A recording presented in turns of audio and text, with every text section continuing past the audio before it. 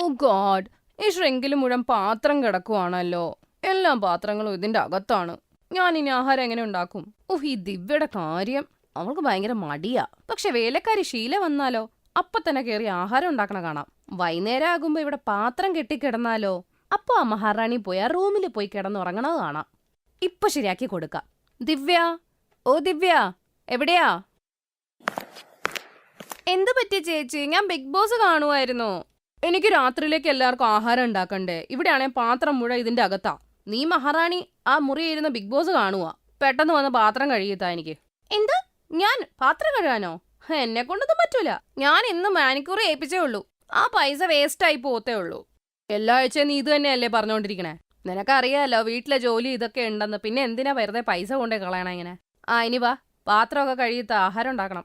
ഞാൻ പറഞ്ഞില്ലേ പറ്റില്ല എന്ന്. ഞാൻ പാചകം ചെയ്യാം, ചേച്ചി കഴുകിക്കോ. ഇതേമാതിരി എന്നും അവര് തമ്മിൽ പാത്രം കഴുകുന്ന കാര്യം പറഞ്ഞ് വഴക്കാണ്. ഡൈനിങ് ടേബിളിലെ കുടുംബക്കാരും മുഴുവനും ആഹാരത്തിന് കാത്തിരിക്കുന്നു. എന്റെ ദൈവമേ, ഭക്ഷണം എപ്പ കിട്ടുവോ? എന്റെ വയറിന്റെ കിളി പറന്നിരിക്കുക. അടുക്കളയിൽ നിന്ന് എന്തൊക്കെ ശബ്ദവും കേൾക്കുന്നു. അവരുടെ വഴക്ക് പിന്നെയും തുടങ്ങിയെന്നാ തോന്നുന്നു. ഓ, എന്ത് കഷ്ടമാ. ഇനിയിപ്പോ ഇന്ന് ആഹാരം കിട്ടുമെന്ന് തോന്നുന്നില്ല. അനുജ് മോനെ ഒരു കാര്യം ചെയ്യ്, പുറത്തുനിന്ന് വല്ല ഓർഡർ ചെയ്യ്. ഇവര് രണ്ടുപേരുടെ വഴക്ക് കാരണം വിശന്ന് എനിക്ക് ചാവാൻ വയ്യ മകനെ. എന്തായാലും ഇന്ന് ഇനി ഓർഡർ ചെയ്തേക്കാം. ഇത് ഇങ്ങനെ വരുള്ളൂ എന്ന് അറിയായിരുന്നു. അവിടെ രണ്ടുപേരും ഇപ്പോഴും വഴക്കിട്ടോണ്ടിരിക്കുക. എന്നാ ശരി, നിനക്ക് പാത്രം കഴുകണ്ടല്ലോ.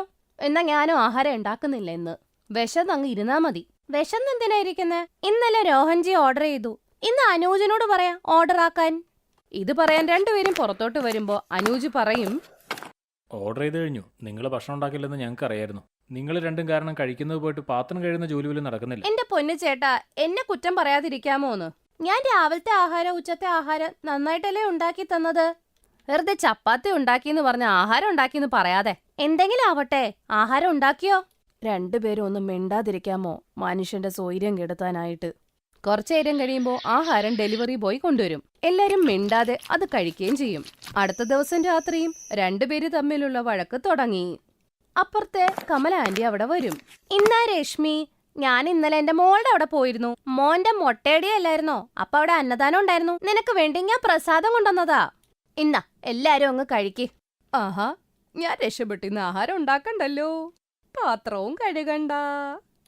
രശ്മി ഇത് കണ്ട് സന്തോഷിക്കും. രണ്ടുപേർക്കും പാത്രം കഴുകാൻ പറ്റാത്തതുകൊണ്ട് ഉരുളക്കിഴങ്ങ് കറി വലിയൊരു പാത്രത്തിലിടും. ചെറിയ പാത്രത്തിൽ ഹൽവ, വേറൊരു പാത്രത്തിൽ പൂരിയും ഇട്ടുവെക്കും. എന്നിട്ട് എല്ലാവരോടും അതിൽ തന്നെ കഴിക്കാൻ പറയും. നിങ്ങൾക്കെന്താ ഭ്രാന്ത് പിടിച്ചോ? ഒറ്റത്തവണ ഈ ഭക്ഷണമൊക്കെ എങ്ങനെ കഴിക്കാനാ? അല്ലെ ദിവ്യ, കഴിച്ചൊന്ന് കാണിക്കേ. രണ്ടുപേരും പൂരി എടുത്ത് കറിയിൽ മുക്കി കഴിക്കാനും തുടങ്ങും. ഇവര് ചെയ്യുന്നത് കണ്ട് എല്ലാവർക്കും ദേഷ്യം വരുമെങ്കിലും എന്തു ചെയ്യാനാ? കഴിക്കാതെ വേറെ ഒരു മാർഗമില്ല. ആ രാത്രി എങ്ങനെയൊക്കെയോ കടന്നുപോയി. അടുത്ത വൈകുന്നേരം ആയപ്പോഴും ഇത് തന്നെ തുടങ്ങി. നോക്ക്, ഇന്നലെ കമല ആന്റി ആഹാരം കൊണ്ടു തന്നു. പക്ഷെ ഇന്ന് നീ പാത്രം കഴുകിയേ പറ്റുള്ളൂ. എന്താ ചേച്ചി, എനിക്ക് വയ്യ. ഇന്ന് നമുക്ക് വിടാം. ഇന്ന് ഞാൻ അദ്ദേഹത്തിനോട് പറഞ്ഞ് ഓർഡർ ചെയ്യിപ്പിക്കാം. ഇത് കേട്ട് രോഹന് ദേഷ്യം വരും. വായ പൊത്തി മിണ്ടാതിരുന്നോ? ഇന്ന് നമ്മൾ ആരും പുറത്തുനിന്ന് ഭക്ഷണം ഓർഡർ ചെയ്യുന്നില്ല. അടുക്കളയിൽ പോയിട്ട് ഭക്ഷണം ഉണ്ടാക്കി കൊണ്ടുപോവാ. രണ്ടുപേരും പേടിച്ച് അടുക്കളയിലോട്ട് പോകും. എന്ത് ചെയ്യും ചേച്ചി? ഇനിയിപ്പോ ആഹാരം ഉണ്ടാക്കിയല്ലേ പറ്റൂ. എന്നൊരു കാര്യം ചെയ്യാം, ചേച്ചി ആ പാത്രം കഴുക, ഞാൻ എല്ലാവർക്കും പുലാവ് ഉണ്ടാക്കാം.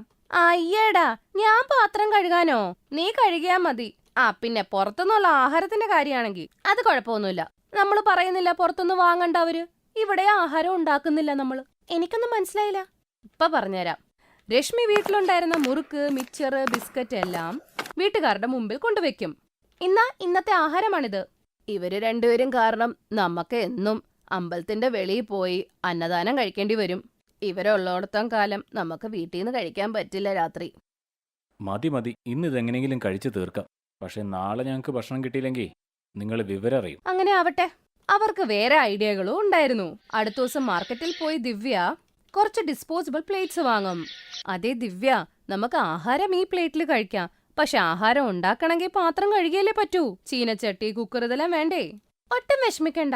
ഇത് കണ്ടോ, 2 മിനിറ്റിൽ നമ്മുടെ മാഗി റെഡി. ഇനി മുതൽ നമ്മൾ ഇതേ ഉണ്ടാക്കുന്നുള്ളൂ. രണ്ടുപേർക്കും ജോലി ചെയ്യാൻ മടിയായിരുന്നു. നൂഡിൽസ് ഉണ്ടാക്കിയിട്ട് അവർക്ക് ഡിസ്പോസിബിൾ പ്ലേറ്റിൽ വിളമ്പും.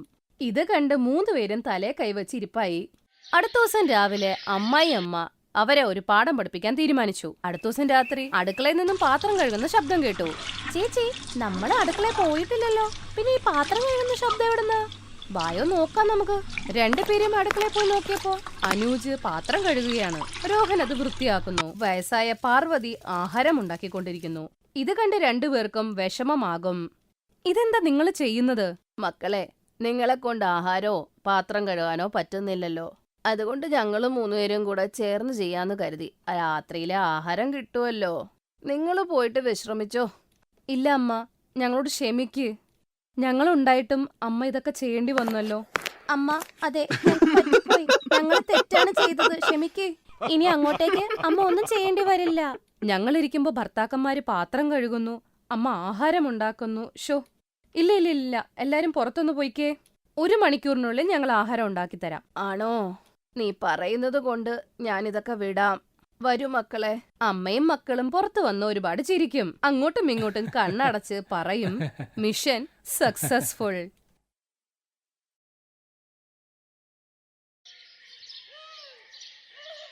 ചന്ദന്റെ കുർക്കുറെ മോമോസിന്റെ ഉന്തുവണ്ടി നന്നായി പോവുകയായിരുന്നു. വൈകുന്നേരം 6 മണിയാകുമ്പോ അവന്റെ കടയിൽ നല്ല തിരക്കാണ്. ചന്ദൻ നല്ല കഷ്ടപ്പെട്ട് കുർക്കുറെ മോമോ ഉണ്ടാക്കും, ഉപഭോക്താക്കൾക്ക് കൊടുക്കും. ചന്ദന്റെ ഒരു സുവിശേഷതയുണ്ട്. അവൻ കുർക്കുറെ മോമോസ് ഉണ്ടാക്കാൻ ഉപയോഗിക്കുന്ന സാധനങ്ങൾ എപ്പോഴും നല്ല ക്വാളിറ്റി ഉള്ളതായിരിക്കും. അവന്റെ ഈ സുവിശേഷതയാണ് എല്ലാവർക്കും ഇഷ്ടം. ചന്ദന്റെ കുർക്കുറെ മോമോസ് അത്രയും പ്രശസ്തമായി അവൻ ഓഫ്ലൈൻ മാത്രമല്ല ഓർഡർ, ഇപ്പോ ഓൺലൈനും കൊടുക്കാൻ തുടങ്ങിയിട്ടുണ്ട്. ചന്ദൻ ചേട്ടാ, ഒരു പ്ലേറ്റ് കുർക്കുറെ മൊമോസ് വേണം. ഇപ്പൊ തരാം. താങ്കൾക്ക് എത്ര വേണ്ടത്? ഒരു 3 പ്ലേറ്റ് മൊമോസ് വേണം. ഹാഫ് പ്ലേറ്റിൽ എത്ര മൊമോസാ? ഹാഫ് പ്ലേറ്റിൽ 4, പിന്നെ ഫുൾ പ്ലേറ്റിൽ 6. ഒരു കാര്യം ചെയ്യേ, ഫുൾ പ്ലേറ്റ് ഒരു 3 പ്ലേറ്റ് എടുത്തോ. ചന്ദൻ എന്നും ഇതുപോലെ കഷ്ടപ്പെട്ട് മോമോ ഉണ്ടാക്കും. നല്ല വരുമാനവും അവന് വന്നു തുടങ്ങിയിട്ടുണ്ട്.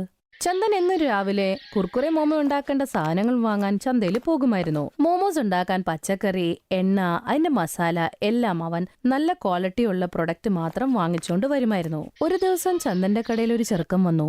അവൻ ഭയങ്കര വിഷമത്തിലായിരുന്നു. ചേട്ടാ, എനിക്കൊരു ജോലി തരുമോ? എനിക്ക് വയ്യാത്ത ആളാ. എനിക്ക് പൈസയുടെ ഒരുപാട് ആവശ്യമുണ്ട്. പട്ടണത്തിൽ ഞാൻ ആദ്യമായിട്ടാ. ഒരുപാട് പേരോട് ജോലി ചോദിച്ചു, പക്ഷെ ആരും എനിക്ക് ജോലി തന്നില്ല. ഇവിടെയുള്ള ആളുകൾ പറഞ്ഞു ചേട്ടനോട് ചോദിക്കാൻ. ഞാൻ ആത്മാർത്ഥമായി ജോലി ചെയ്തോളാം. ഇവിടെ ജോലി തന്നാൽ എനിക്ക് 2 നേരത്തെ ഭക്ഷണമെങ്കിലും കഴിക്കാം. പിന്നെ എൻ്റെ മുത്തശ്ശിക്ക് വിശന്നിരിക്കേണ്ടി വരില്ല. കീറിയ ഉടുപ്പൊക്കെ ഇട്ട് ആ പയ്യൻ നിക്കണ കണ്ടപ്പോ ചന്ദനും വിഷമായി.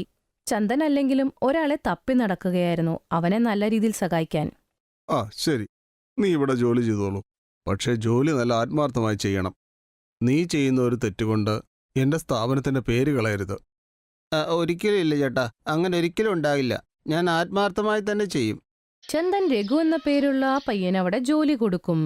രഘു അവിടെ വന്നതിന് ശേഷം ചന്ദന് ഭയങ്കര ആശ്വാസമായി. ചന്ദൻ ചന്തയിൽ പോകുമ്പോ രഘുവിനെയും കൂടെ കൂട്ടും. പതുക്കെ പതുക്കെ ചന്ദന്റെ കൂടെ നിന്ന് രഘുവും എല്ലാ പണിയും പഠിക്കും. കൊള്ളാലോ രഘു, നീ ഇപ്പോൾ നന്നായി മൊമോസ് ഉണ്ടാക്കുന്നുണ്ടല്ലോ. നീ ഒരു മാസ്റ്ററായി.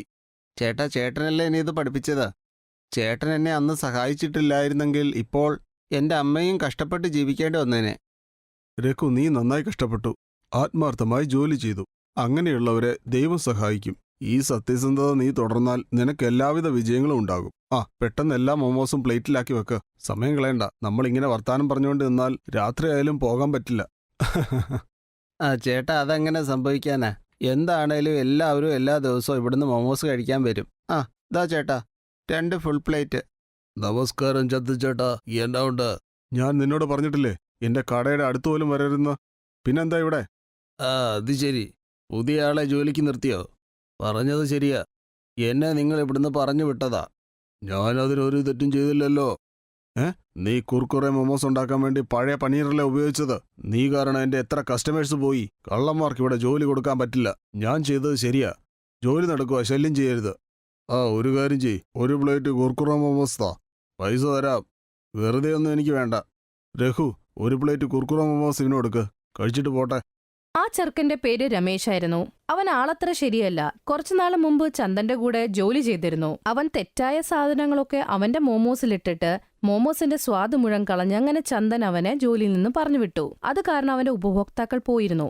ചന്ദൻ വീണ്ടും കഷ്ടപ്പെട്ട് തന്നെയാണ് കുർക്കുറെ മോമോസ് ഉണ്ടാക്കിയിരുന്നത്. ഇപ്പൊ അവന്റെ ജോലി നന്നായി പോവുന്നു. കാരണം ഇപ്പൊ അവന്റെ കൂട്ടത്തിൽ രമേശ് എന്ന് പറഞ്ഞ ജോലിക്കാരനില്ല. രമേശ് കുർക്കുറെ മോമോസ് കഴിച്ച് അവിടെ നിന്ന് പോകും. അടുത്ത ദിവസം രാവിലെ ചന്ദൻ ഇച്ചിരി വൈകിയാണ് വന്നത്. ആ സമയം കൊണ്ട് രഘു എല്ലാം സെറ്റാക്കി വെച്ചിരുന്നു. ഓ, നാട്ടിൽ നിന്ന് അമ്മാവൻ വന്നിരുന്നു. ആ തിരക്ക് കാരണം താമസിച്ചു. നീ എല്ലാം തയ്യാറാക്കിയിട്ടില്ലേ? ആ ചേട്ടാ, ഞാൻ മൊമോസ് എല്ലാം റെഡിയാക്കിയിട്ടുണ്ട്. ചേട്ടൻ വരാൻ കാത്തിരിക്കുകയായിരുന്നു. ചേട്ടാ, രാവിലത്തെ കച്ചവടത്തിന്റെ കാശാ. ഇത് പിടിച്ചോ. ഇതാ. ശരി ശരി, തരൂ. ചന്ദൻ ചേട്ടാ, 2 പ്ലേറ്റ് കുർക്കുറെ മൊമോസ്. ഇപ്പൊ തരാം. അപ്പോ ഉപഭോക്താവ് കഴിച്ചിട്ട് നേരെ ചന്ദനോട് ദേഷ്യപ്പെടും. എന്നാ പറ്റി ചന്ദൻ ചേട്ടാ, മൊമോസ് ഉണ്ടാക്കാൻ മറന്നുപോയോ നിങ്ങള്? എന്ത് സ്വാദാ ഇത്, വല്ലാത്ത ചൊവ്വ. ചൊവ്വയോ? അതെങ്ങനെ സംഭവിച്ചു? ഞാൻ നോക്കാം.